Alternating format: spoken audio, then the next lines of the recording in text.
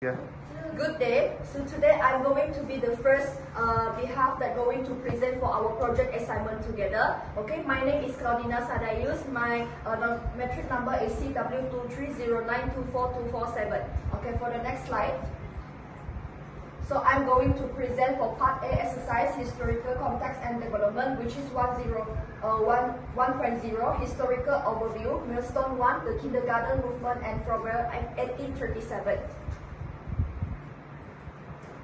Okay, for this part 1.0 historical overview, which is talk about a foundational path of human development, we have the connective, social, emotional, and physical capacity which establish a pace and unmatched of any other period. So this is the education which include in the early childhood education. With the first one, the birth to age, which talk about the average of early childhood education. And the second one is the non-linear, which shapes by the philosophical and scientific of reinforcements. And also it's talk about foundational, which is about the unpinned and all contemporary ECE, which is early childhood education practice.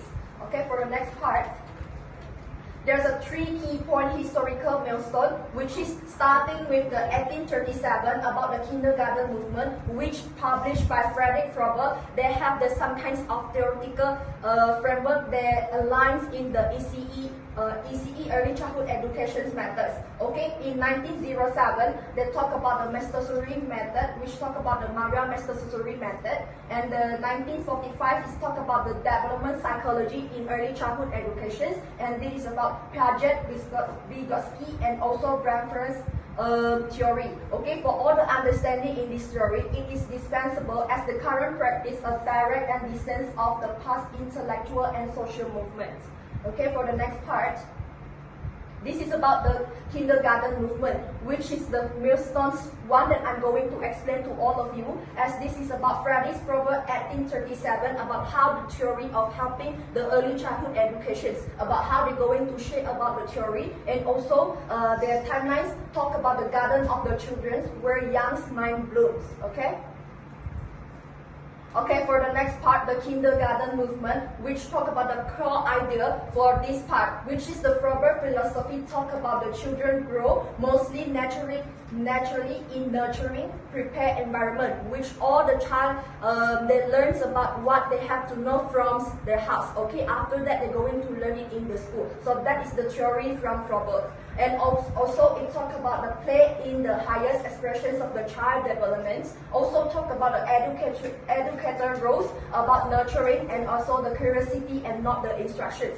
Okay, and mostly they talk about the priority in 1837 where they have this theory of all of them. And also it talk about the rote memorizations and the moral instructions dominance, which the early childhood education philosophy, they learn it together and practice it in the Frober philosophy. Also, we talk about the gift and occupations. How is going to talk about the gift and occupations, as all the theory that we learn together is talk about how they're going to use this theory to help the children learn at the school. So in the structures of gift, they have a structures of plan material where they have the geometry solid, which this is referred like Zephyrus, cube, or cylinder. They use it to brainstorm the children, and also for the hands and explorations and mathematical concept and learn natural form. Sometimes the students or the children that doesn't know about the number before this, but eventually when they learn it at school, they learn it using the path like the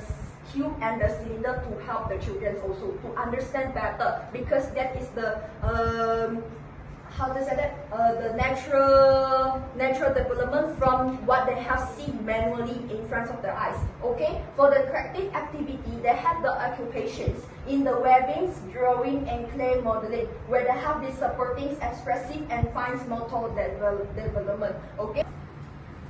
Okay, my name is Ping. I will explain about the story of early childhood education. The first moment was the kindergarten movement is 1837. It was started by Frederick Frober. Children learn best style, play head-on activity. The second moment was the process education movement 1900 year. It was led by John Dewey. Children learn better by doing activities, solving problem, learning from experience.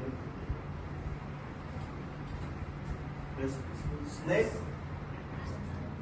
Okay, hello everyone, my name is Rosalinda. So today I will explain about the Montessori method, which was developed by Maria Montessori. So this method focuses on helping children learn naturally from explorations, experience, and independence. So next we're going to move to the every part of this aspect. So the first one is principle. So the principle of the Montessori methods focus on child-centered learning. This means the child becomes the center of the learning process, while the teachers act as a guide who observe and support the children. So Montessori classroom also have a prepared environment where materials are organized and easy for children to access.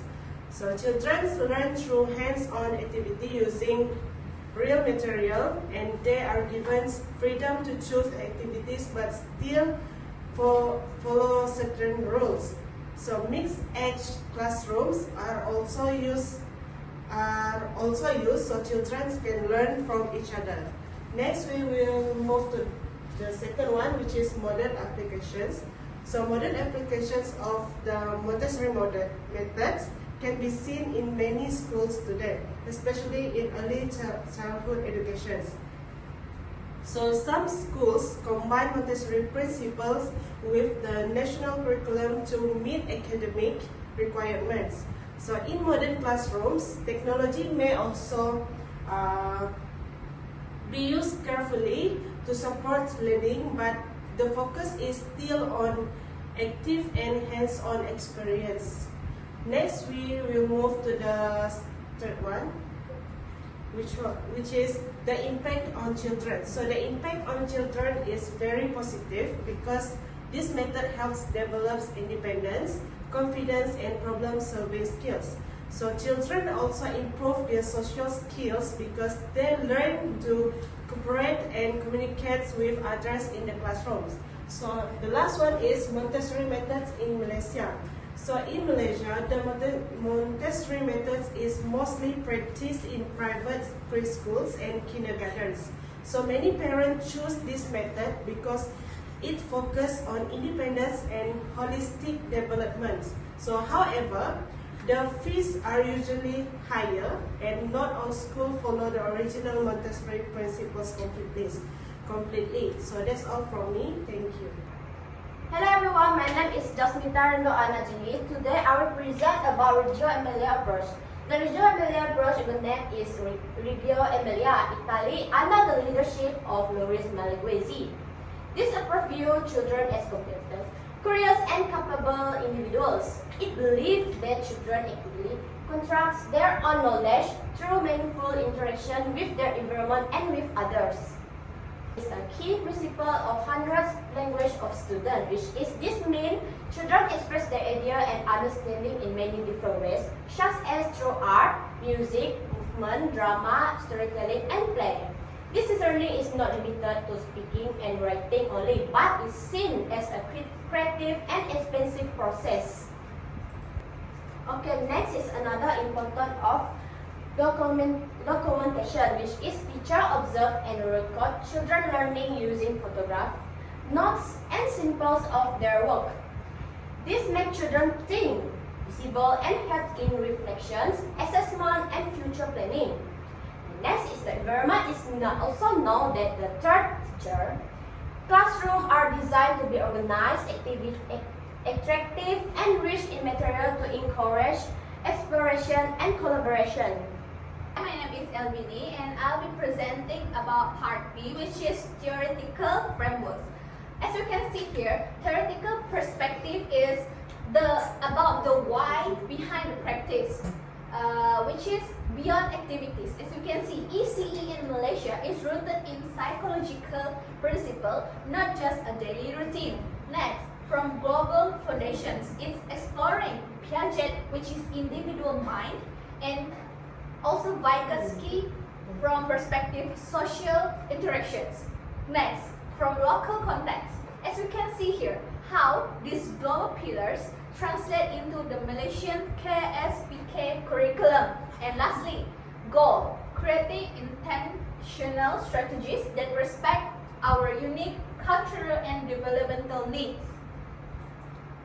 Next, I'll be explaining in deeper about Piaget's cognitive developmental theory. As we can see here, its core theory is about children as active builders. The key strategy is focused on sensory motor, which is from 0 to 2 years old, and pre-operational from 2 to 7 years old. The learning process is about mental building blocks. From equilibrations, it's balancing new info via assimilations and accommodations. Next is implication for Malaysia KSPK. It's hands-on discovery, which means replaces traditional chalk and talk with physical manipulations of objects, such as maths and science. It's child-centered learning also, which is shift from rote memorization to active explorations. The third one is individualized spacing, which is avoiding one size fits all, that by matching activities to each child's developmental stage. Lastly, about age appropriate design, it ensuring abstract logic isn't forced too early in the preschool year. So this is about the Piaget's cognitive developmental theory. Next, we'll see about the Vygotsky. The Vygotsky socio-cultural theory is about its core theory is about social interactions as the engine. The explanation here is about ZPD, which is zone of proximal development, the sweet spot between independent ability and guided potential. The scaffolding is temporary support provided to help a child reach the next level. And MKO, which is stand for more knowledgeable other. It's mean the guidance from teachers or more capable peers. The implication from Malaysia, which is KSPK, it is more to multilingualism as a tool. This is about using private speech in native or secondary language to build cognitive clarity. Second, collaborative learning, group activities that encourage peer-to-peer scaffoldings. And lastly, unity through education, building social emotional skills and harmony within Malaysia multicultural classroom settings.